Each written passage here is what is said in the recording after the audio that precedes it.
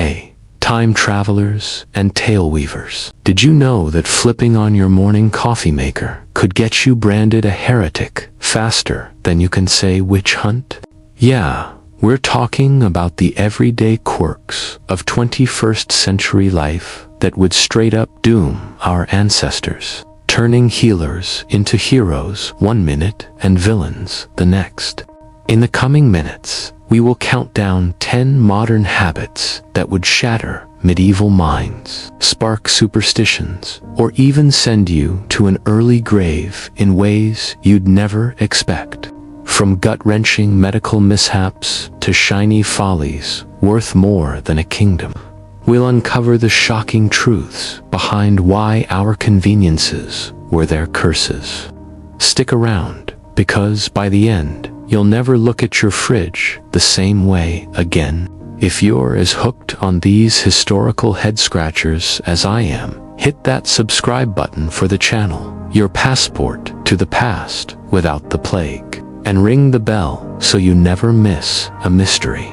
Let's dive in. Let's set the stage properly.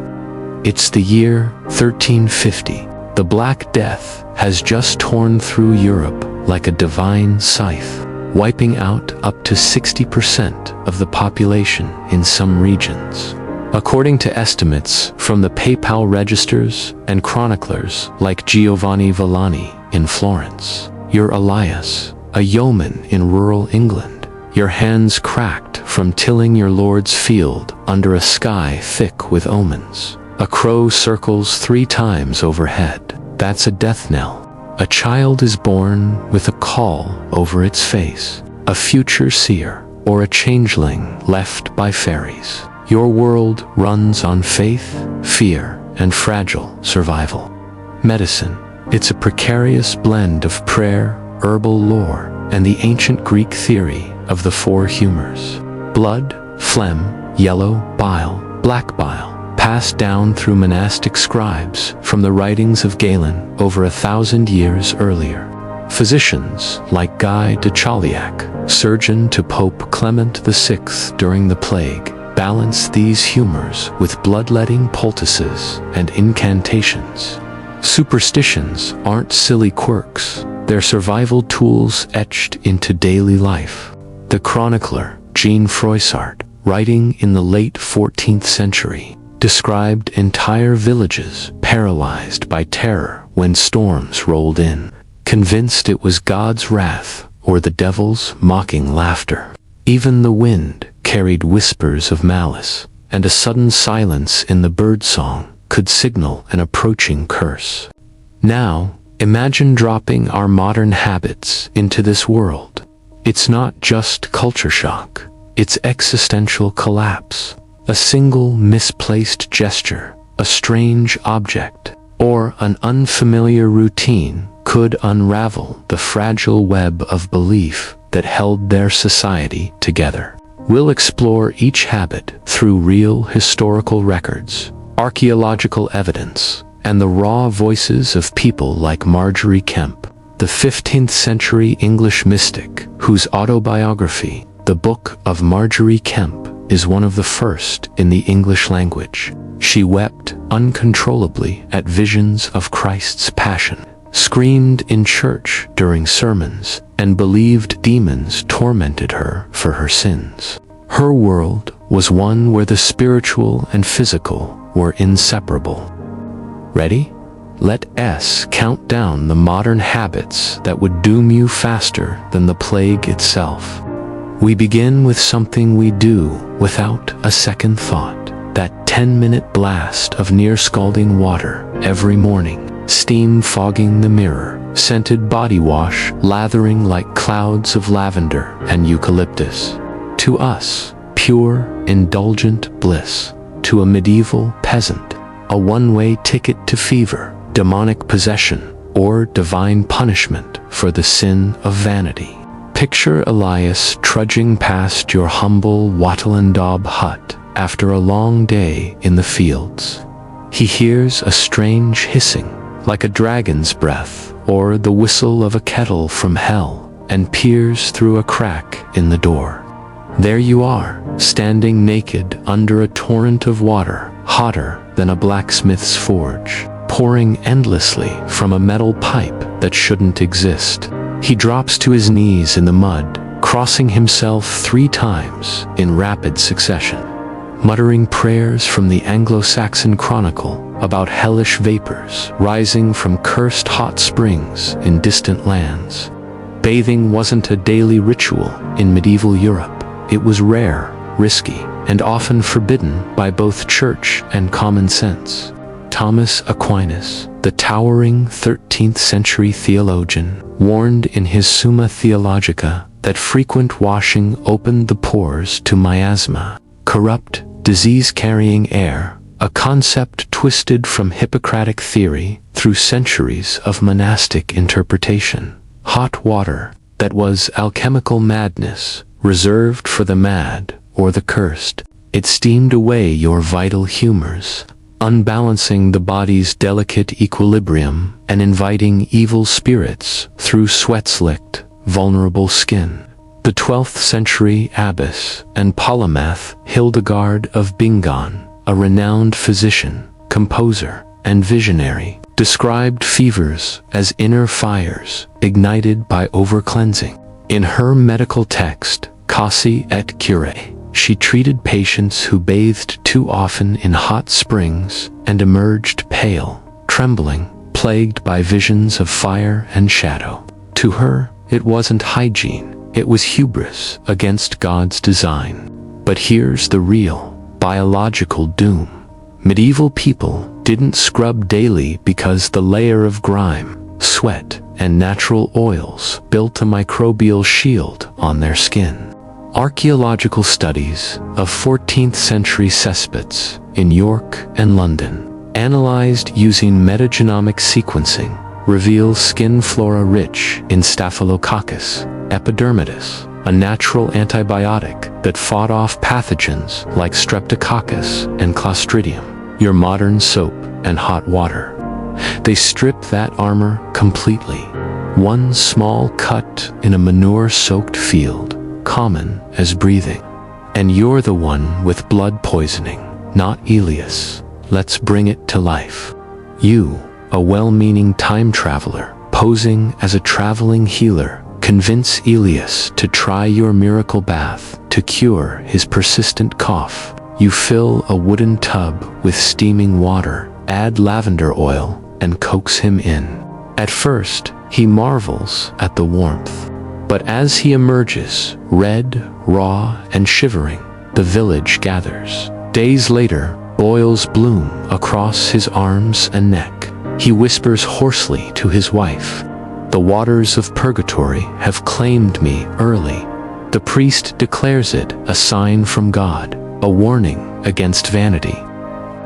You, dragged to the village square, accused of sorcery, and burned at the stake before the week is out, all for a shower. Would you risk eternal damnation for that spall-like glow? Hang on, these get darker, deeper, and deadlier.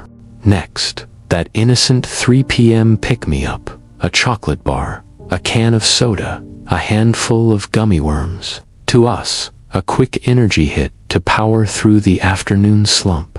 To a medieval person, a slow, rotting death from the inside out, and a one-way trip to accusations of demonic gluttony or alchemical poisoning. Flash to a bustling 14th century Parisian market near the Seine. The chronicler, Jean de Jondon, in his 1323 treatise, Tractatus de Laudibus Parisius, describes stalls overflowing with pepper, cinnamon, and cloves, spices worth more than their weight in silver, traded along the Silk Road. But sugar, it's a near-mythical substance from the East, brought back by crusaders after the fall of Acre in 1291. It's sold in tiny, rock-hard loaves called sugar loaves, and one apothecary in 1340 charged 40 shillings per pound, enough to buy a small farm or ransom a captured knight, according to Venetian trade ledgers. Your Snickers, or Haribo, to them, it's just sweet temptation.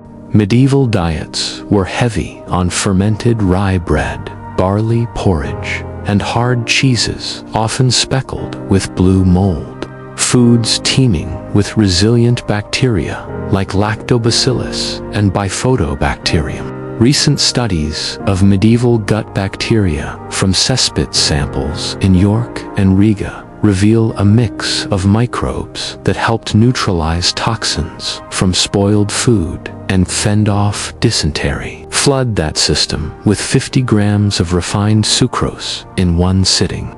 It's microbial genocide, a bacterial civil war in your belly. Let's meet Aveline, a 16-year-old baker's daughter with flour-dusted hands and a curious heart. You, the time traveler, offer her a gift from your satchel, a small bag of hard candies, bright as stained glass. At first, pure ecstasy. She hides them under her straw mattress, savoring one a day in secret. The sweetness is like manna from heaven, something only angels or kings should taste.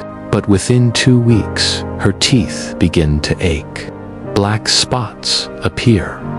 One cracks while chewing rye crust. Her belly bloats, cramps twist like knives, and she doubles over in the bakery, vomiting bile. The village whispers grow louder. She's been touched by the devil's dust. Drawing from Marjorie Kemp's Visions of Gluttony as a soul-devouring demon with gaping jaws, the local priest declares her possessed. She's dragged to the church, bound with ropes, and subjected to an exorcism that lasts 3 days. Her body, unadapted to sugar crashes and insulin spikes, fails completely, heart racing, vision blurring, organs shutting down. She dies not from witchcraft, but from metabolic collapse. Historically, medieval peasants often kept most of their teeth into old age, as evidenced by skeletal remains from Warham Percy. Ours begin crumbling by 40, thanks to the sugar revolution post-1500. Ever wonder why dental disease exploded after the Columbian Exchange? This is ground zero. One candy bar could doom an entire bloodline to rot and ruin. What's next? Something even more insidious and isolating. We tap out messages at lightning speed, send emojis, scroll in silence for hours. Convenient, absolutely. But in a world where words were weapons, wards, and the very glue of community, this habit would isolate you completely and brand you a necromancer, conjuring spirits with invisible ink. Medieval Europe was 90% illiterate, according to estimates from the Doomsday Book and later manorial records. Communication was oral and visceral. Bards sang epic tales, like Beowulf in smoky mead halls. Priests thundered Latin sermons from stone pulpits, and village gossip flew like arrows at a tournament. Legal agreements, marriages, and land disputes were sealed with spoken oaths before witnesses, not written contracts. Your glowing phone screen that's captured fairy fire, straight out of the Welsh Mabinogion tales, where enchanted objects spoke in riddles. The 12th century monk Orderic Vitalis, in his ecclesiastical history, chronicled how rumors spread like wildfire through Norman England. A silent figure seen muttering to a black mirror or shining tablet was immediate proof of spirit conjuring. No spoken incantation, no protective prayer, just glowing runes appearing and vanishing from nowhere. That's not communication, that's necromancy. Imagine Elias calling to you across the barley field. Ho, stranger, whence come you? You ignore him. Thumbs flying across your screen, earbuds in, typing a reply to a friend 500 miles away. He freezes mid-step, demon-bound. He hisses under his breath, bolting for the priest's house. That night, your phone buzzes with notifications, harmless pings about likes and weather alerts. To the village gathered outside your hut, hexes being cast. The next morning, Elias's prize cow drops dead in the pasture, belly swollen. Coincidence? Hardly. You're dragged before the manor court, accused of cursing livestock with your silent spells. But the doom runs deeper than accusations. Loneliness kills too.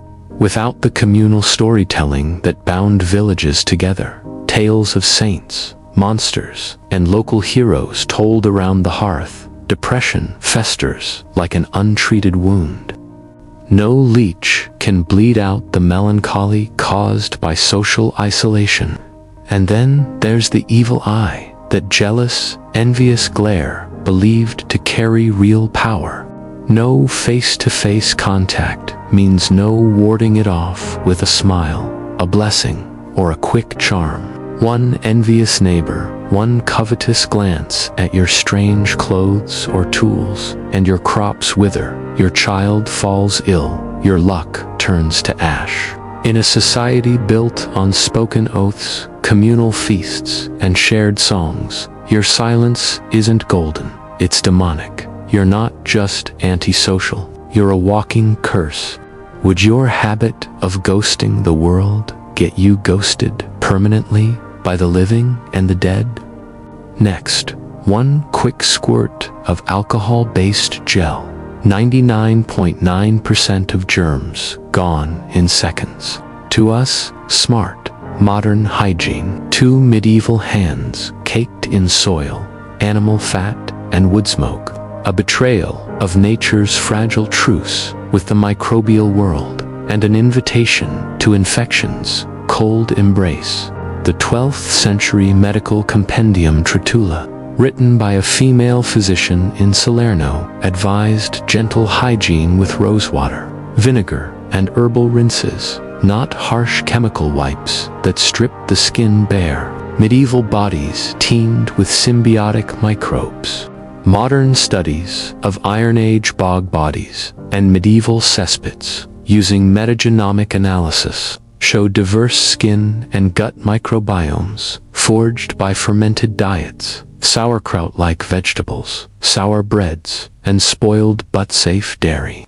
These microbes weren't just passengers, they were warriors, resisting pathogens like Salmonella and Shigella. You hand Aveline a travel-sized bottle of sanitizer for your hands after baking. You say with a smile. She rubs the cool, clear gel between her flour-dusted fingers after kneading dough. The scent, clean, sharp, almost divine, like a church incense, but colder. She smiles, delighted. But hours later, a small cut on her thumb, barely noticeable, begins to redden and swell.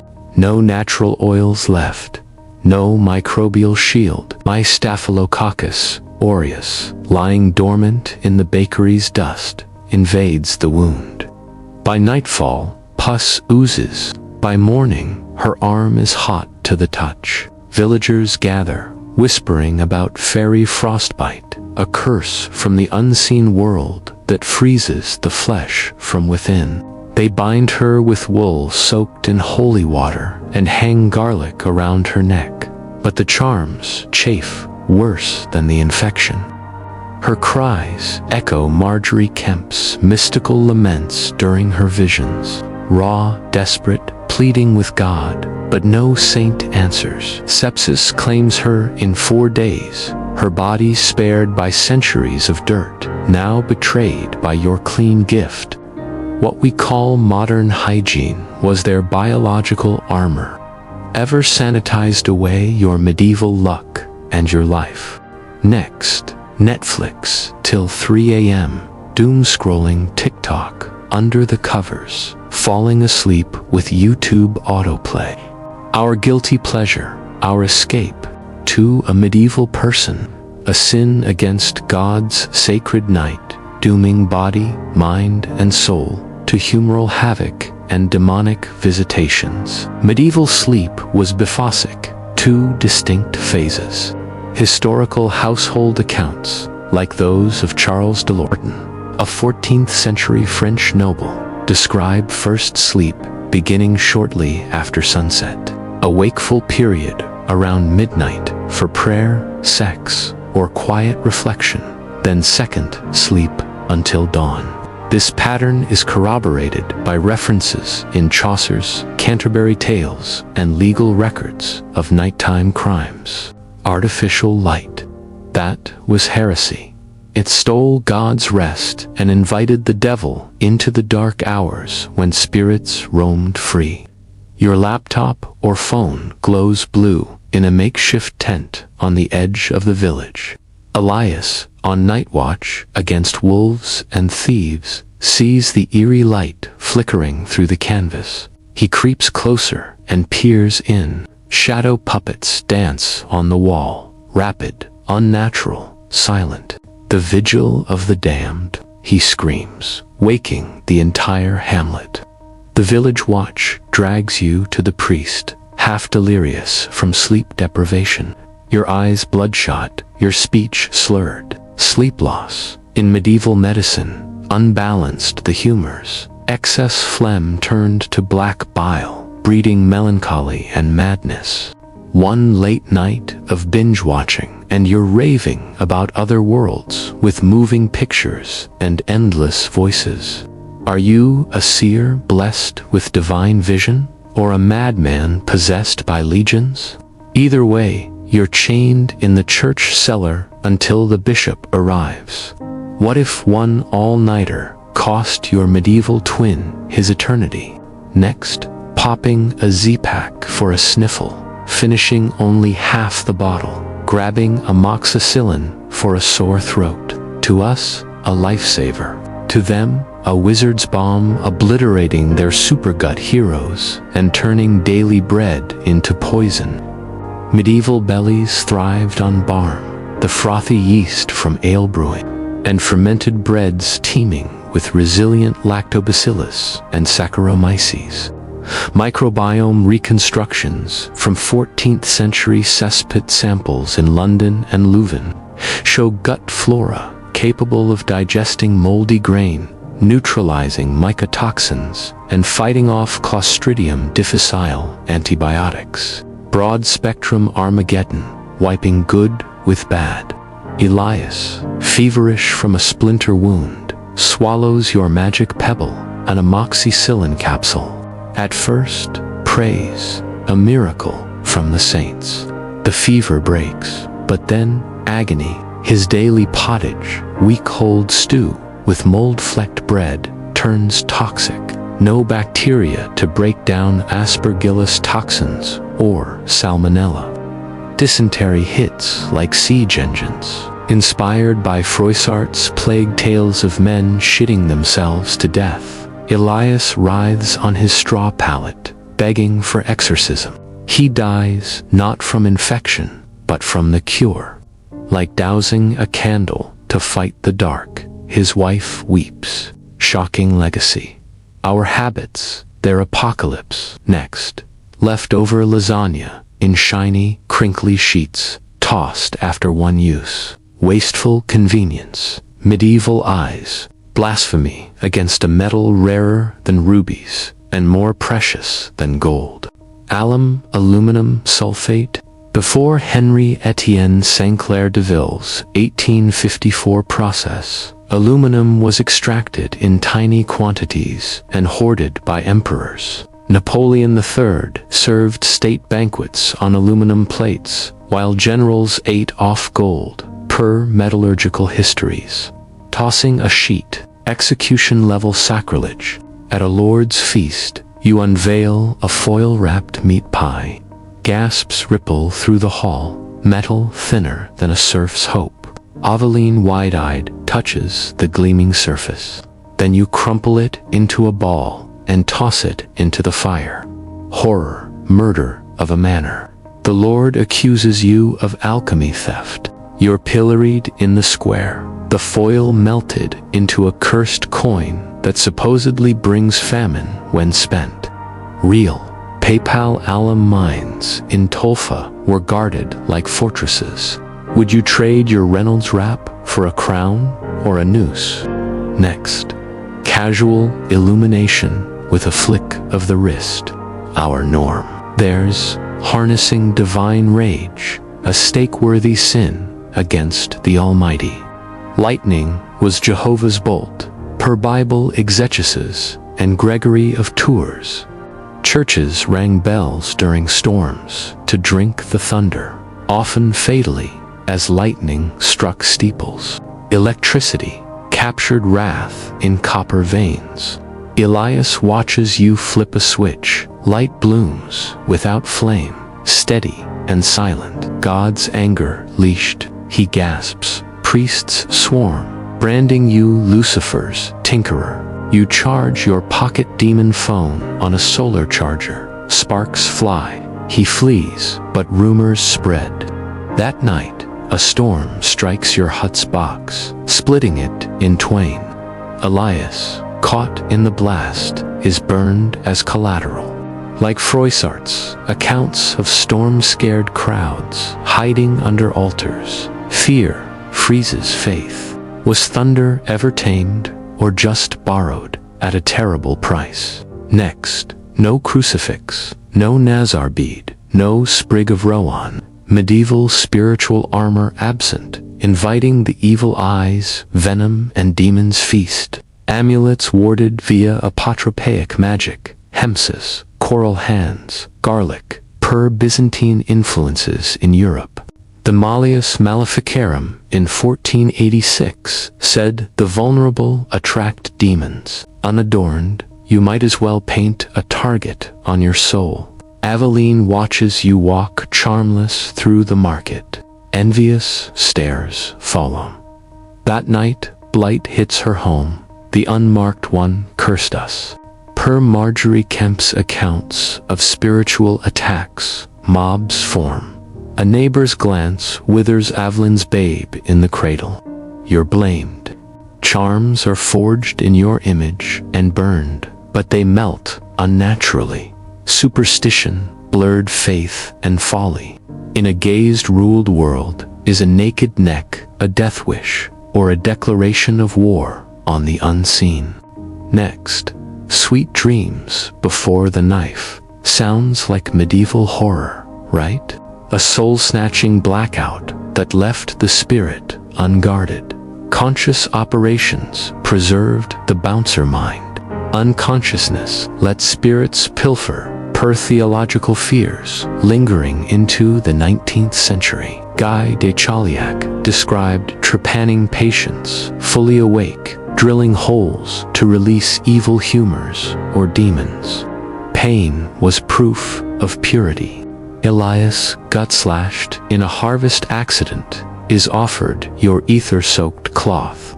Nay, bind me, waking.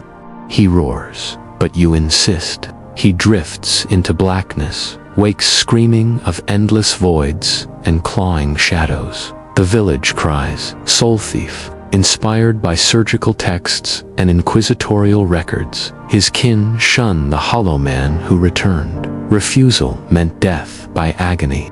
Acceptance, eternal damnation. Like a door flung open to the abyss. What if your body survived, but you did not? We've hit the top 10, but history's whispers linger. Like the roar of a car engine, rivaling a dragon's fury.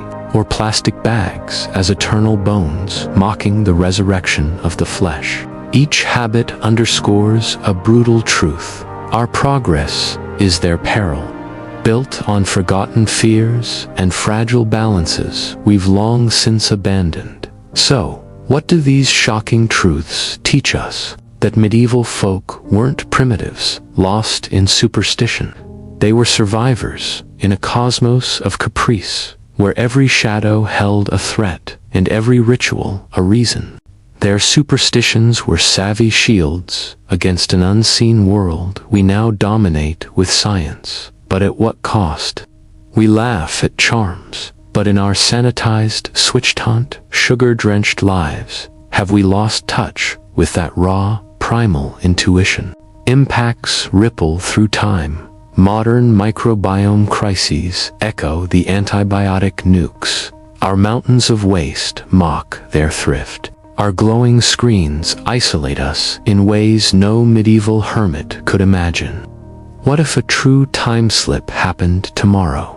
Would our habits infect their era, birthing a hybrid horror of technology and terror? Or could their resilience, born of dirt, faith, and community, save us from our own excesses? Ponder this. If you landed in 1350 with nothing but your phone, your soap, and your snacks, which habit would you hide first to survive the week? Drop your thoughts in the comments. I read every single one, and the wildest, most thoughtful answer gets a shout out in the next video. Thanks for journeying through time with me, friends. If this flipped your historical switch, hit like, share with a fellow history nerd, and subscribe to the channel for more mind-bending dives into the past. Next up, until then, keep questioning the past. It might just question you back. Safe travels.